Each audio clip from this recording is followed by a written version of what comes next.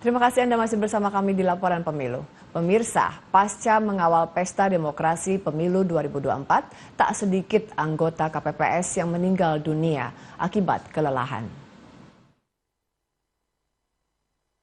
Komisi Pemilihan Umum menyampaikan perkembangan informasi terkait petugas tempat pemungutan suara atau TPS yang meninggal dunia pada kegiatan pemungutan suara 14 Februari lalu. KPU mencatat dari 14 hingga 22 Februari 2024, terdapat 90 petugas TPS meninggal dunia. Dari 90 orang yang meninggal dunia, sebanyak 60 orang merupakan petugas kelompok penyelenggara pemungutan suara dan 30 orang petugas ketertiban TPS. Saya menyampaikan informasi ini pada hari ini Jumat tanggal 23 Februari. Data yang kami terima dari teman-teman KPU Provinsi, Kabupaten, Kota, petugas TPS yang meninggal ada 90 orang. Kemudian kalau dibuat rincian, anggota KPPS yang meninggal ada 60 orang, dan kemudian petugas ketertiban TPS sebanyak 30 orang. Jadi sampai dengan saat ini yang meninggal petugas TPS meliputi KPPS dan petugas ketertiban TPS ada 90 orang dengan rincian anggota KPPS 60 dan petugas ketertibannya 30 orang. Ketua Komisi Pemilihan Umum Hasyim Asyari menyampaikan duka cita atas meninggalnya para petugas TPS tersebut. Selain itu, Ketua KPU juga mengucapkan terima kasih atas dedikasi yang diberikan petugas TPS terhadap pelaksanaan pemilu 14 Februari lalu. Hasyim menambahkan KPU telah memberikan santunan kepada 20 orang petugas TPS yang meninggal dunia. Menurutnya, santunan yang diberikan pada korban senilai 36 juta rupiah, sementara untuk biaya pemakaman 10 juta rupiah. Demikian laporan Raisa Oktaviani Ersyad Ade Prakoso, Garuda TV. Kementerian Kesehatan mencatat jumlah petugas TPS pemilu 2024 yang meninggal dunia bertambah menjadi 114 orang. Angka kematian tertinggi terjadi pada petugas kelompok penyelenggara pemungutan suara atau KPPS sebanyak 59 orang. Selain itu, petugas KPPS, petugas pemilu yang meninggal dunia antara lain petugas perlindungan masyarakat atau Linmas sebanyak 25 orang, petugas sebanyak 11 orang, lalu saksi sebanyak 10 orang, lalu Bawaslu 6 orang, serta 2 orang panitia pemungutan suara, yakni PPS. Pemirsa, jumlah petugas TPS pemilu 2024 yang meninggal dunia mencapai 100 lebih. Jawa Barat menjadi wilayah dengan petugas pemilu terbanyak yang meninggal dunia. Petugas pemilu yang mengalami gangguan kesehatan alias sakit sebanyak 14.141 orang, yang mendapatkan rawat jalan dan rawat inap sebanyak 1.117 orang. Nah, lalu bagaimana kelengkapannya untuk Kemenkes? Kami telah terhubung secara virtual dengan peneliti dari Perludem, Mas Usep. Ya. Mas Usep, selamat sore, Mas. Ya, bisa. Oke. Selamat sore. Oke. Mas Usep, selamat sore, Mas. Iya, Mas, ini seperti juga pemilu-pemilu sebelumnya ya, kita pasti akan sampai ini masa penghitungan dari KPU gitu ya, tapi juga sepertinya kita harus mendengar kabar, berita duka gitu, petugas-petugas dari TPS, ini jumlah yang meninggal dunia terus bertambah, Mas. Kenapa ini bisa terjadi dan bagaimana mencegah ini, Mas? Ya, ini pertama di soal sistem pemilu yang kita pilih ya. Jadi sistem pemilu proporsional daftar terbuka dengan besaran daerah pemilihan yang amat banyak gitu ya. Buat DPR sampai 10 kursi, kemudian DPRD sampai 13 kursi.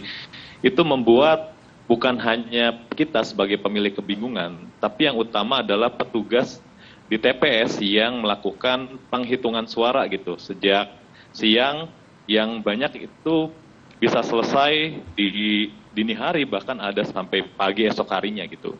Jadi sistem pemilu proporsional daftar terbuka ini memang membuat petugas TPS itu kelelahan dalam menghitung suara gitu ya.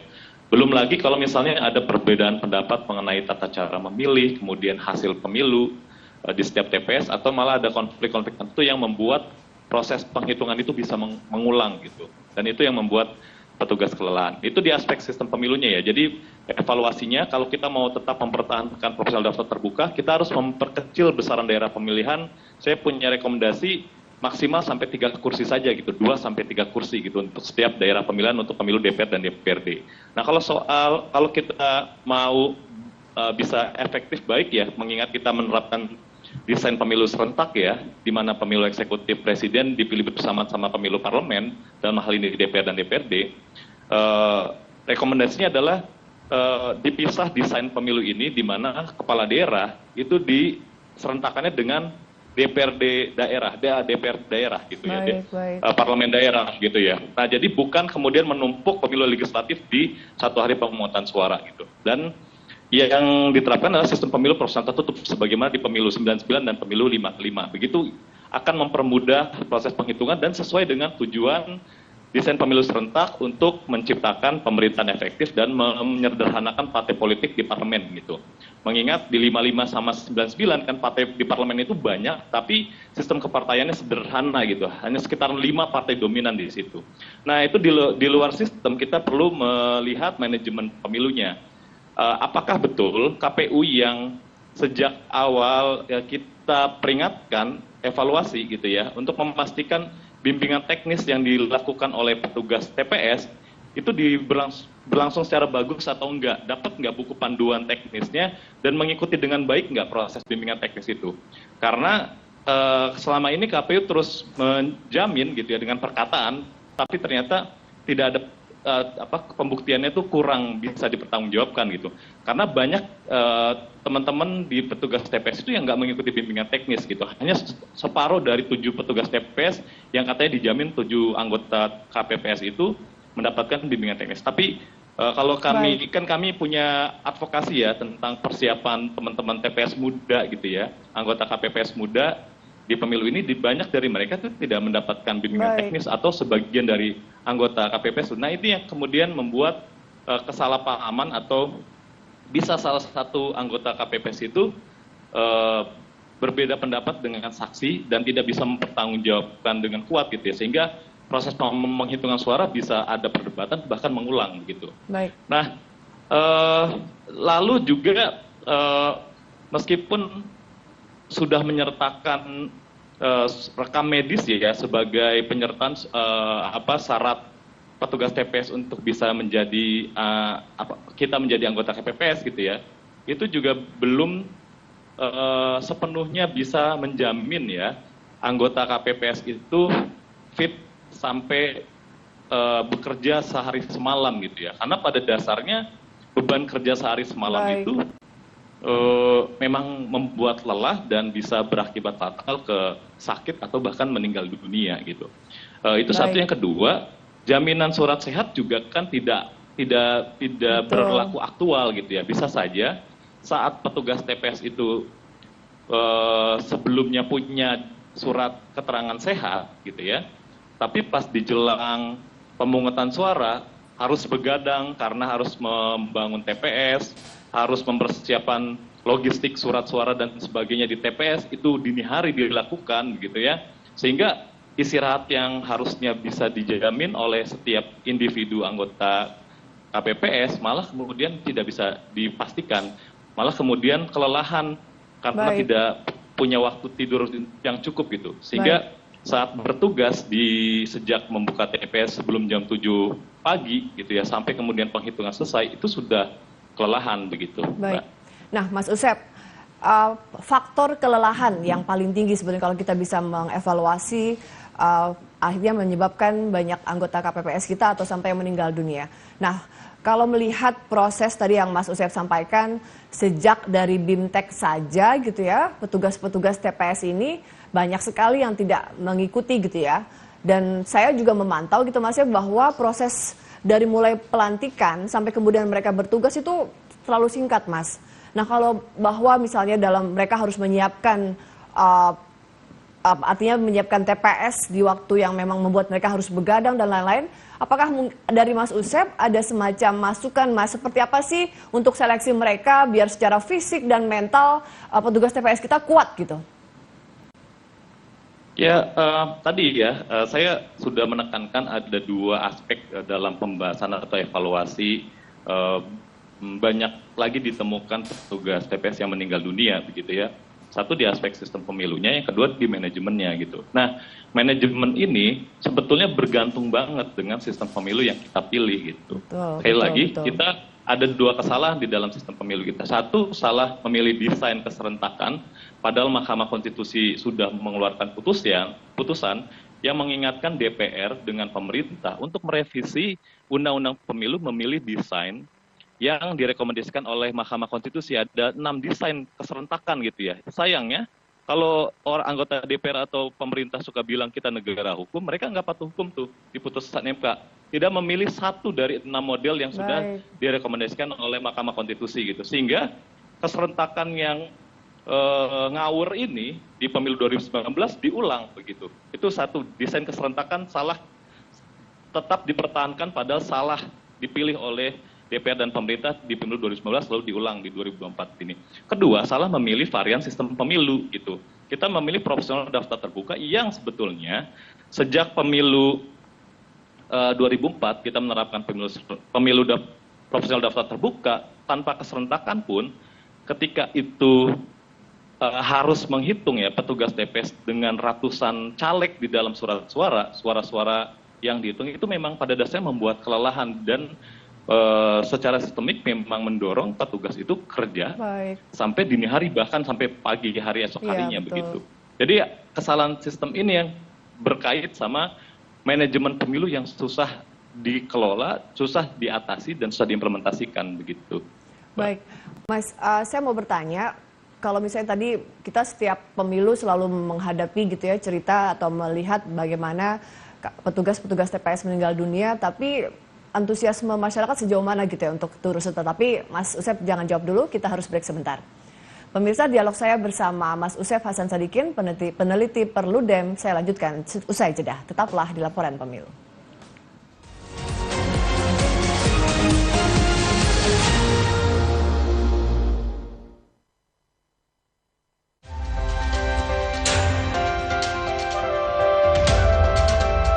Ulasan seputar pasukan kekuatan militer yang penuh dedikasi dan kekuatan. Sebuah pesawat pengintai siluman strategis supersonik jarak jauh berkecepatan 3,3 Mach. Berbagai seluk-beluk sejarah militer dari berbagai belahan dunia. In Militer.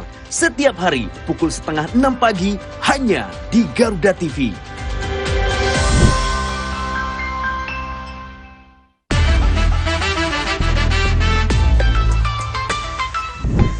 Musik K-pop idolamu ada di sini. Biar gak ketinggalan update, ada info seputar video klip idol favoritmu yang diulas dengan asyik.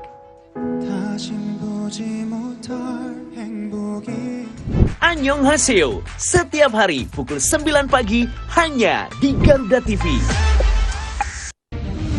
Garuda TV sebagai rumahnya film Indonesia, bangkitkan kenangan lama, menghadirkan deretan film-film Indonesia terbaik, dibintangi aktor dan aktris papan atas tanah air, dari berbagai genre film yang digemari, mulai dari action, dengan aksi laga yang memicu adrenalin.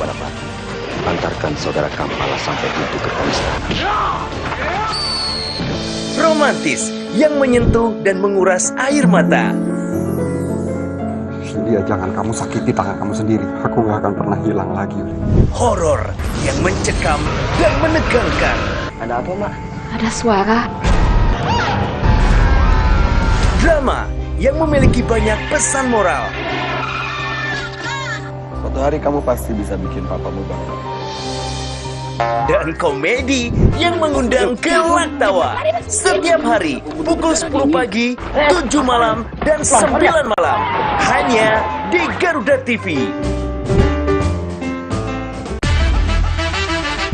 Sambut pagimu dengan tayangan spesial yang berkesan. Kisah-kisah menarik yang mengundang gelak tawa dan penuh misteri siap memanjakan harimu. Saksikan film spesial Indonesia setiap hari jam 10 pagi hanya di Garuda TV. Jangan terlalu dimasukkan ke dalam hati, Tuan Muda. Namanya juga anak kampung.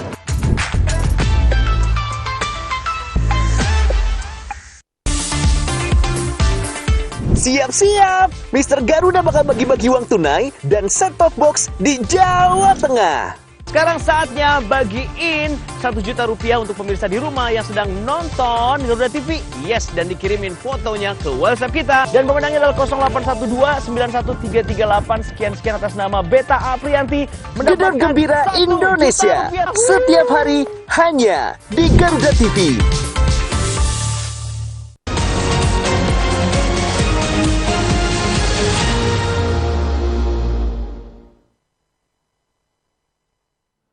Pemirsa, dialog saya menanggapi petugas TPS banyak yang sakit dan meninggal dunia akibat kelelahan. Kita akan bahas dengan Mas Usep, tapi juga ini sudah bergabung dengan kita, yakni Kabiro Komunikasi dan Pelayanan Publik Kemenkes, Ibu Siti Nadia Tarmizi.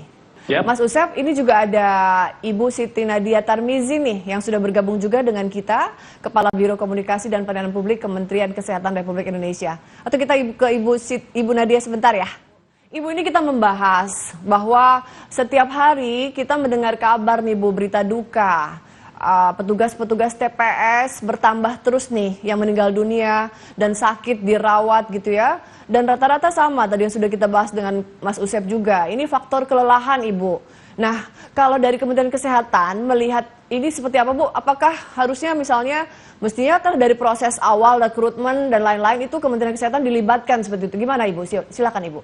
Kita ketahui bahwa sudah ada surat edaran bersama ya antara Kementerian Kesehatan, BPJS dan juga KPU tentang penyiapan tenaga kesehatan untuk petugas pemilu 2024 ini. Dan tentunya ini merupakan suatu hasil evaluasi ya yang kita lakukan berdasarkan kondisi pemilu di tahun 2019, di mana kita ketahui bahwa angka kematiannya itu mencapai lebih dari 450 yang dilaporkan meninggal. Nah, kalau saat ini, kalau kita lihat per kemarin 26 Februari itu dilaporkan jumlah kasus petugas yang mengalami kematian itu pada angka 115. Nah, 115 ini memang terdiri dari beberapa kelompok ya, termasuk tadi KPPS, kemudian ada Linmas, ada saksi, ada petugas dan juga ada PPS. Nah, kita melihat bahwa angka 115 pada saat ini sebenarnya sudah merupakan jumlah kematian yang cukup kita turunkan, karena kurang lebih kalau kita lihat ini lebih dari 70% kasus kematian jauh sudah lebih rendah dibandingkan di tahun 2019. Oke, nah Ibu, kalau Ibu melihat ya, tadi saya juga sudah sempat bahas juga sama Mas Usep, faktor kelelahan ini misalnya tadi seperti apa sih Bu, misalnya tadinya ada surat keterangan sehat, sudah diperiksa juga dan lain-lain, tapi kemudian Bu, akhirnya mereka harus mengalami sakit dan sampai harus meninggal dunia. Nah, bagaimana Ibu proses seleksi kesehatan ini kepada petugas-petugas TPS Ibu? Jadi memang sebenarnya kita sudah melakukan beberapa evaluasi ya. Jadi kita melihat bahwa salah satunya kita melakukan screening kesehatan. Nah, memang screening kesehatan ini kita lakukan ya sebenarnya untuk bagaimana kita bisa mendapatkan petugas pemilu yang benar-benar sehat. Nah, tetapi memang kalau kita lihat masih ada sekitar 20% itu petugas pemilu kita itu berada pada usia di atas 55 tahun. Yang sebenarnya kita berharap dan sudah menghimbau ya untuk kemudian petugas kita ini berusia tidak lebih dari 55 tahun, bahkan ada yang 72 tahun nih Mbak. Nah, selain itu juga kita mendapatkan kurang lebih 30% dari petugas yang kita rekrut ini masih memiliki masalah dalam hal tentunya mereka ini memiliki penyakit komorbid, apakah itu hipertensi, tekanan darah tinggi, penyakit gula, punya penyakit kolesterol, punya riwayat sakit jantung ya, atau juga mereka ini adalah yang punya resiko lainnya seperti obesitas dan sebagainya. Nah, yang ketiga adalah sebenarnya kita sudah mulai nih program untuk meningkatkan fisik daripada petugas pemilu kita. Dengan apa? Dengan mengajak untuk melakukan olahraga bersama. Jadi memang karena beban pekerjaan yang meningkat secara tiba-tiba, yang kadang-kadang juga yang jadi permasalahan itu adalah beban kerja tadi paksa ya, jadi tubuh kita sebenarnya sudah memberikan sinyal-sinyal untuk kita beristirahat, tapi kemudian karena kita harus menyelesaikan pekerjaan tugas kita sehingga kemudian kita memaksa dengan misalnya menambah dengan minum minuman yang berenergi ataupun juga kita minum minuman yang berkafein nih Mbak. Nah jadi tentunya beban kerja yang bertambah tidak disiapkan dengan kondisi kesehatan yang optimal, misalnya dengan melakukan olahraga, ini yang mengakibatkan faktor risiko kematian meningkat. Oke. Ibu Nadia tadi menarik Bu, bahwa ternyata hampir 20% gitu ya petugas TPS kita yang berusia di atas 55 dan tadi punya penyakit komorbid. Nah, apakah Bu artinya melihat ya tadi Ibu menyatakan bahwa sudah menurun dibanding kasus terjadi ketika 2019. Nah, ke depan apakah misalnya Bu ada pembatasan usia gitu? Kalau kita melihatnya sepertinya seleksi atau pemilihan petugas TPS itu sepertinya ya kalangan terdekat gitu, sesama lingkungannya, siapa yang mau jadi relawan, tunjuk tangan, silakan. Seperti itu ya Bu ya, semudah itukah untuk menjadi petugas KPPS Bu atau TPS? Ya, jadi memang sebenarnya beberapa persyaratan yang tadi kami sampaikan ini tidak menggugurkan ya seseorang untuk bisa menjadi petugas pemilu.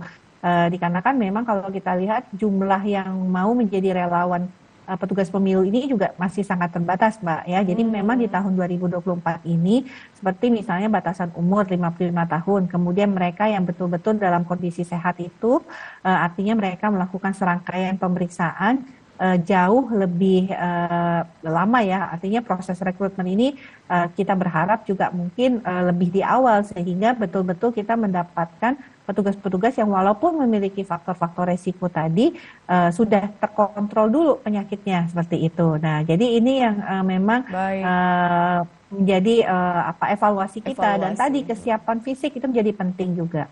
Baik, Ibu Nadia, saya ke Mas Usep lagi. Mas Usep, bisa mendengar saya Mas? Ya, bisa. Okay. Nah Mas Usep, saya mengulangi yang tadi sudah saya sampaikan. Tadi kalau menurut Ibu Nadia, relawan gitu yang bersedia menjadi petugas TPS gitu ya, atau KPPS ini sebetulnya terbatas gitu. Nah kalau dari Perludem sendiri Mas, yang artinya melihat, menganalisa dan memantau gitu ya, sejauh mana sih Mas antusiasme masyarakat gitu ya yang mengacungkan diri atau mengajukan diri untuk bersedia menjadi relawan dan bertugas sebagai petugas TPS, seperti apa Mas? Ya, antusiasme masyarakat untuk menjadi petugas TPS di pemilu 2024 tuh tinggi ya. Misalnya tinggi ya. Di kegiatan kami melatih ya teman-teman muda di kampus-kampus untuk kemudian menjadi petugas TPS pendaftar, itu semuanya teman-teman pendaftar. Oke. Dan di keterangan dari teman-teman yang tidak bisa menjadi anggota KPPS itu karena memang sudah penuh oleh kelompok usia lain atau masyarakat lain gitu ya. Jadi, nah ini juga tanda bahwa antusiasme para masyarakat ini untuk menjadi petugas TPS tidak disambut dengan jaminan bimbingan teknis yang baik gitu dari KPU agar kemudian semua anggota KPPS ini bisa mengerti, memahami petunjuk pelaksanaan dan teknis pemungutan dan penghitungan suara di TPS gitu ya. Karena banyak dari teman-teman anggota KPPS ini tidak mengerti utuh gitu ya. Bagaimana cara mencoblos yang benar, bagaimana menyikapi ragam bentuk pemilih gitu ya. Jadi sebagian TPS kan ada yang melakukan pemungutan suara ulang gitu ya dan harus bekerja lagi gitu ya. Karena salah memahami apa itu daftar pemilih tambahan, apa itu daftar pemilih khusus gitu ya. Ini di luar hal-hal yang berkaitan dengan kesiapan fisik teman-teman anggota KPPS gitu ya. Saya mau menyambung gitu ya apa yang dipaparkan oleh teman-teman kesehatan gitu ya. Jadi salah satu anggota KPPS yang kami latih itu menjadi ketua di TPS di daerah Banten gitu ya. Umurnya 19 tahun dia jadi ketua TPS gitu ya di salah satu TPS Provinsi Banten gitu ya. Dengan 5 surat suara. Dengan kepintaran dia karena dia latar belakang ilmu politik ya, terus juga baik kami bimbing di pelatihan kami, itu sudah cepat, sudah cermat gitu ya. Bisa selesai di jam 2 dini hari gitu. Dengan fisik yang usia 19 tahun, anaknya juga suka olahraga gitu ya, itu juga sampai ada testimoni bahwa saya itu saking kecapean ya, itu nyawa saya di keesokan harinya itu kayak merasa masih ada di TPS gitu, sehingga nggak bisa melakukan aktivitas lain gitu di hari berikutnya begitu. Itu gambaran anggota ketua KPPS yang muda gitu, apalagi teman-teman KPPS lain yang usianya sudah tua gitu ya. Betul. Sehingga saya orang yang berpemahaman soal kesehatan ini, soal jaminan fisik ini, sebetulnya soal manajemen ini, itu sama hanya faktor turunan saja dari sebabnya ada petugas yang meninggal dunia. Faktor utamanya adalah kita salah memilih desain keserentakan karena menumpuk pemilu DPR dan DPRD yang kompleks itu di dalam satu hari pemungutan suara. Sehingga petugas itu kelelahan dalam menghitung. Yang kedua, kita salah menerapkan sistem proporsional terbuka yang harusnya sistem proporsional tertutup gitu. Sebagaimana pemilu 99 dan pemilu 55. Karena petugas yang meninggal dunia pun sudah ada dengan jumlah yang banyak saat pemilu proporsional daftar terbuka itu diterapkan di Indonesia. Begitu. Baik. Mas Yosep, terima kasih. Ke Ibu Nadia sebentar. Ibu, di setiap TPS itu ada petugas kesehatan nggak Ibu yang siap gitu standby di setiap TPS Ibu? Dari Kementerian Kesehatan? Iya, jadi kalau kita tahu jumlah TPS itu 800 ribu lebih ya. Iya, betul. Sehingga sementara kita itu memiliki fasilitas pelayanan kesehatan itu hanya sekitar 11.000 ya. Oke, baik. Tapi kita juga melakukan mapping dengan kecamatan ataupun KPU setempat ya, pada yang memang petugasnya itu banyak yang memiliki faktor resiko ya, yang lansia atau punya penyakit yang berat.